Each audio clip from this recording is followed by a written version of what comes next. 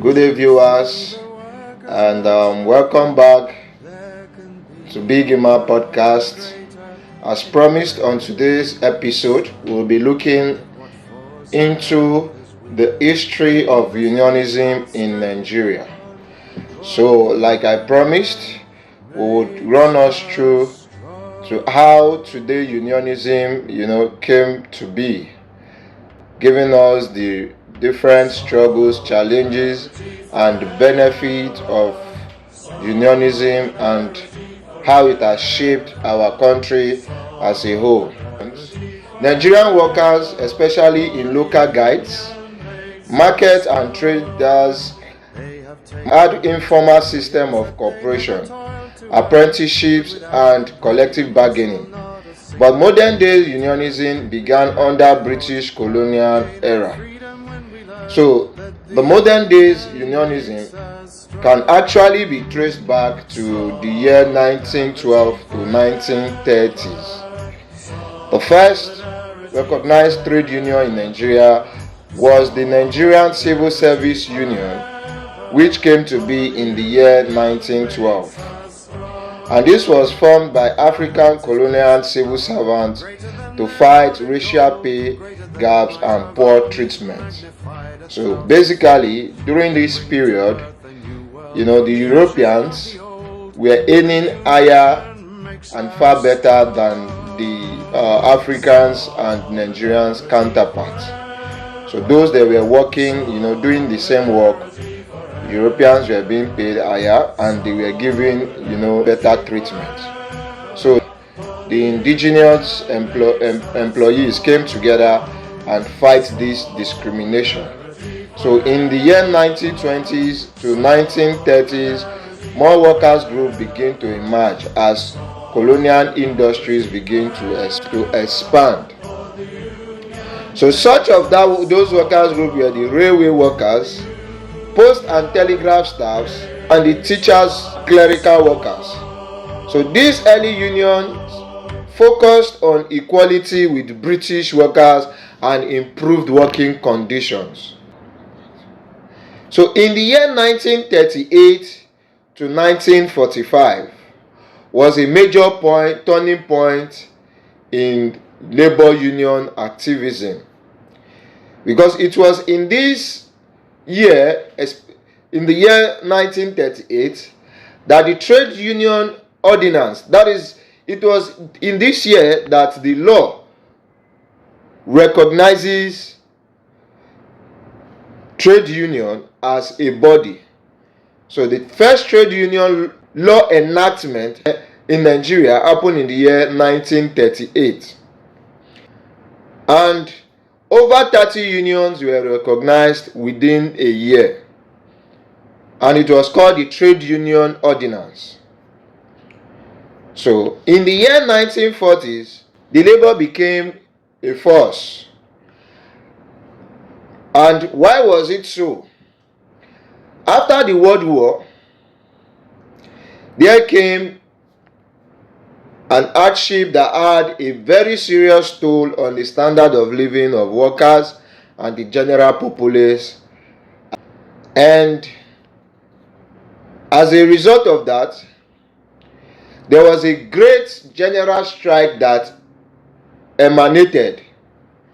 And this strike was ably led by the person that is being referred to today as the father of unionism in Nigeria.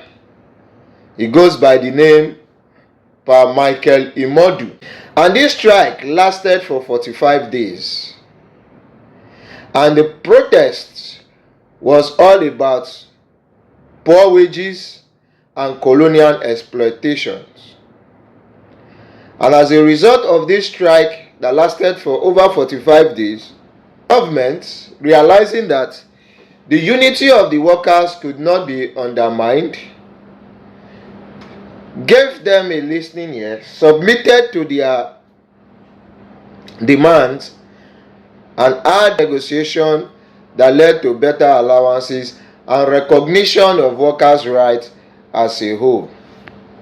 So this strike cemented unionism as a tool for liberation.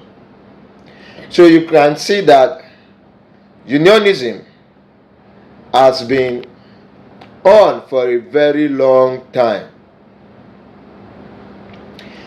So in the year 1946 to 1960, the labor union, in collaboration with the nationalists, became a major movement, fighting for independence for the country as a whole.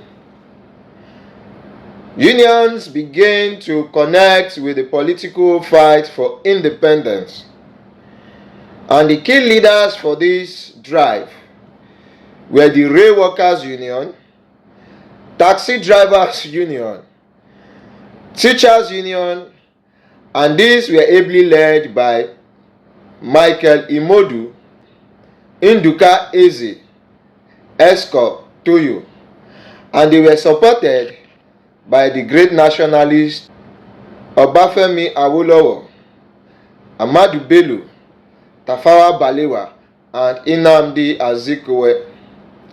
So unionism at that point became a weapon against colonial oppression. So you can see and agree with me that outside fighting for fair wages, unionism has been a tool for liberation, and it has been a means through which, as a country, we also got our independence. Post-independence history of union in Nigeria. After independence in 1960, many unions began to split into smaller groups, and this division, further weakened their strength, their bargaining strength, because there is strength in numbers. The more united you are, the more powerful you become. But the moment you begin to fragmentize, then the more rooms you are creating for division. So in the year 1967 to 1970, there came the Civil War. So during the Civil War, the union activities, were weakened. In the year 1978 came labor reforms and the birth of the Nigeria Labour Congress. We were already having over 1,000 union bodies. And in a bit of reforming labor, the military government then merged the union into 242 industrial unions. And they created the Nigerian Labour Congress as a central body.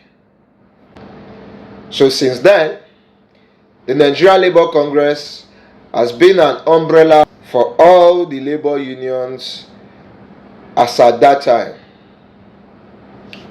As at 1980 all through to 1990s, unionism has been fighting against dictatorship, fuel price hikes, and anti-people policies. Because this era were the eras of the military regime. And as we all know, during this era, the militaries only dictate. Who are you to come against their dictations? The unions at that time took it upon themselves to challenge this dictatorship, challenge the oppressions and the increase in fuel price. How were they able to do this? A program was created, and the program was called Protest Against Structural Adjustment Program. And as a result of this, the union leaders were jailed, while some were suspended.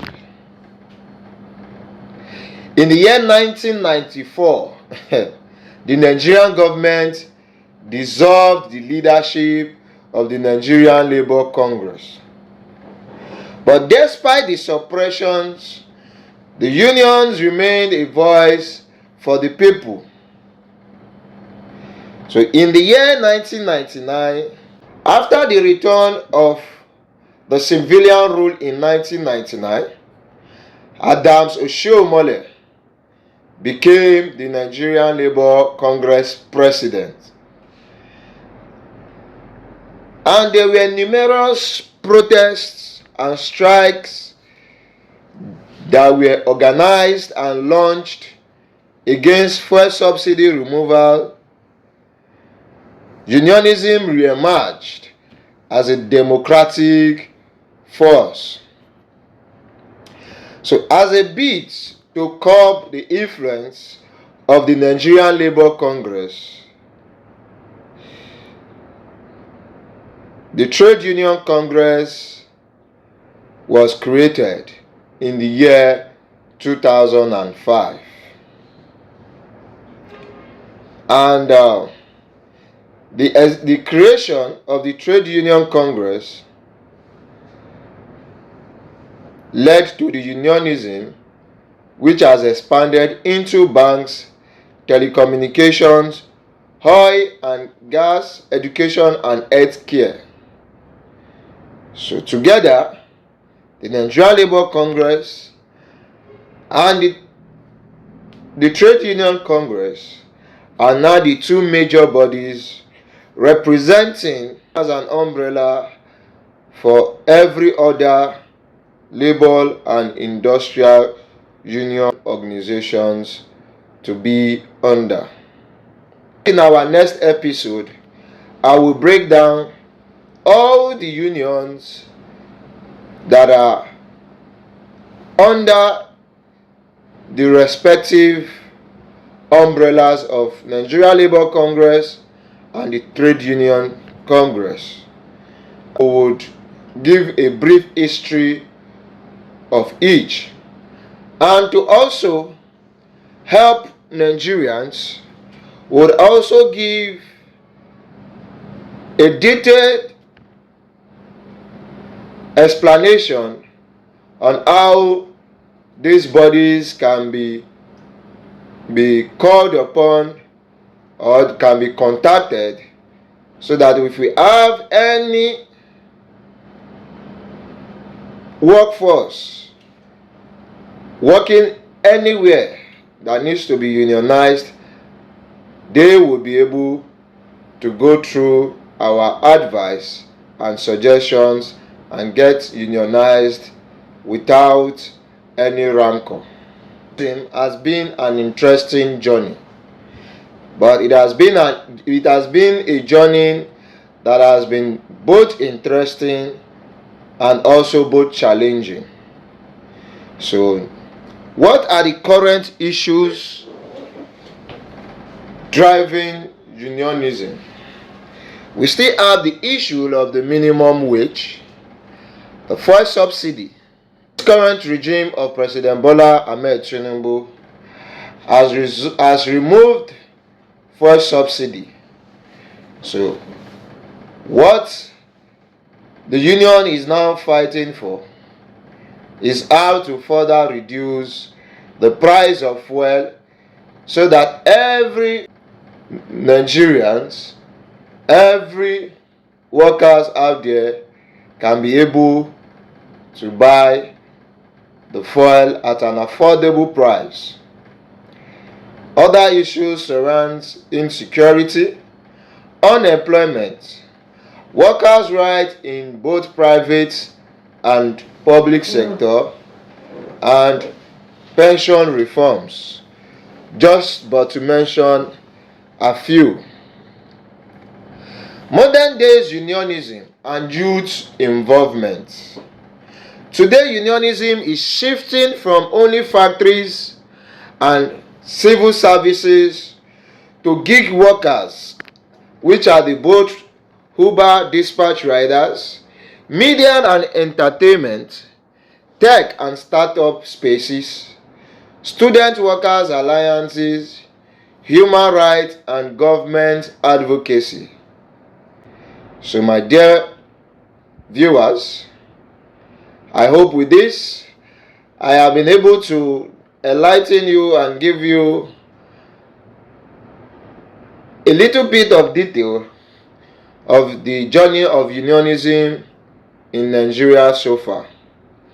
So you would agree with me that unionism has played a key role in ensuring that we have stability in our industrial section, that have also seen that every worker earns a fair pay for a fair work done, and that also they've participated greatly into the development of Nigeria as a nation, and also saying that we achieve our independence as a country. Yes, the journey is not yet ended, because we are not yet where we want to be. But you would agree with me that we are also currently not where we used to be. It is a journey of continuous improvement. So I want to use this avenue to encourage comrades, all those that are involved in the struggle of bettering our life, and in the journey of humanity, not to be discouraged, but to continue to work tirelessly for the progress of our country and for the progress of every worker out there. So I want to also encourage you all to continue to support every voice of comradeship out there, because united we stand, but divided we will continue to fall. So drifting a bit, I also want to let every young worker out there, every Nigerian worker out there, that it is of benefits that can never be overemphasized, to every worker out there to belong to one union or the other. In our subsequent podcast, we will elaborate more the rights of a worker in joining a desired union of peace. You know, I hear people say it is not by force to join union. Yes, it is not by force, but it is also your right to belong to any union you want to belong to, because unionism is out there for the sole purpose of making us a better worker, a better employee, and a better citizen. So see you in my next episode. Thank you for watching. May God bless you. So do well to subscribe to my channel, the Big Emma Podcast, and share this wonderful episode, and encouraging them also support and join their respective union bodies out there that is speaking for their interest. Thank you very much. For the